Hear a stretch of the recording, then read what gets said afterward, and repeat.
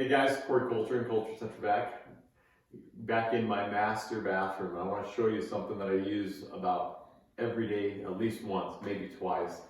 Underneath our sink, right next to the most valuable thing in the house, which is toilet paper, is a broom. If I lifted that broom up, I'm able to pull the hose out and get all of my wife's hair and all of my hair out of around the sink, in the drawers, off of the brushes,